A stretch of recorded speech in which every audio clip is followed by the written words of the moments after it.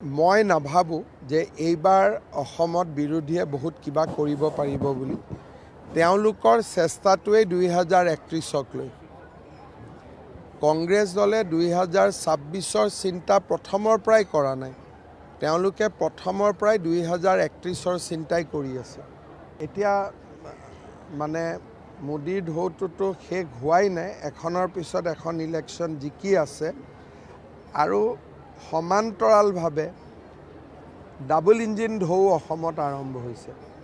গতিকে মই নাভাবোঁ যে তেওঁলোকে ঢৌ শেষ হৈছে বুলি ভাবিছে, ঠিকে আছে, কাৰণ চুনামি আৰম্ভ হৈছে। ঢৌটো শেষ হৈ গ'ল, এতিয়া চুনামি আৰম্ভ হৈছে। মই নাভাবোঁ যে এইবাৰ অসমত বিৰোধীয়ে বহুত কিবা কৰিব পাৰিব বুলি। তেওঁলোকৰ চেষ্টাটোৱেই 2031ক লৈ। কংগ্ৰেছ দলে 2026ৰ চিন্তা প্ৰথমৰ পৰাই কৰা নাই। তেওঁলোকে প্ৰথমৰ পৰাই 2031ৰ চিন্তাই কৰি আছে। এতিয়া মানে মোদীৰ ঢৌটোতো শেষ হোৱাই নাই, এখনৰ পিছত এখন ইলেকশ্যন জিকি আছে আৰু সমান্তৰালভাৱে ডাবল ইঞ্জিন ঢৌ অসমত আৰম্ভ হৈছে। গতিকে মই নাভাবোঁ যে তেওঁলোকে ঢৌ শেষ হৈছে বুলি ভাবিছে, ঠিকে আছে, কাৰণ চুনামি আৰম্ভ হৈছে। ঢৌটো শেষ হৈ গ'ল, এতিয়া চুনামি আৰম্ভ হৈছে। মই নাভাবোঁ যে এইবাৰ অসমত বিৰোধীয়ে বহুত কিবা কৰিব পাৰিব বুলি। তেওঁলোকৰ চেষ্টাটোৱেই 2031ক লৈ।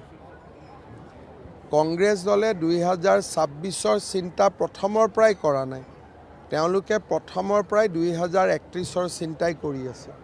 এতিয়া মানে মোদীৰ ঢৌটোতো শেষ হোৱাই নাই, এখনৰ পিছত এখন ইলেকশ্যন জিকি আছে আৰু সমান্তৰালভাৱে ডাবল ইঞ্জিন ঢৌ অসমত আৰম্ভ হৈছে। গতিকে মই নাভাবোঁ যে তেওঁলোকে ঢৌ শেষ হৈছে বুলি ভাবিছে, ঠিকে আছে, কাৰণ চুনামি আৰম্ভ হৈছে। ঢৌটো শেষ হৈ গ'ল, এতিয়া চুনামি আৰম্ভ হৈছে। মই নাভাবোঁ যে এইবাৰ অসমত বিৰোধীয়ে বহুত কিবা কৰিব পাৰিব বুলি। তেওঁলোকৰ চেষ্টাটোৱেই 2031ক লৈ। কংগ্ৰেছ দলে 2026ৰ চিন্তা প্ৰথমৰ পৰাই কৰা নাই। তেওঁলোকে প্ৰথমৰ পৰাই 2031ৰ চিন্তাই কৰি আছে।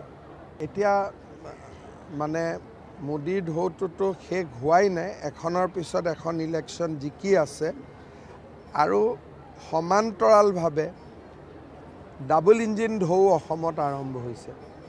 গতিকে মই নাভাবোঁ যে তেওঁলোকে ঢৌ শেষ হৈছে বুলি ভাবিছে, ঠিকে আছে, কাৰণ চুনামি আৰম্ভ হৈছে।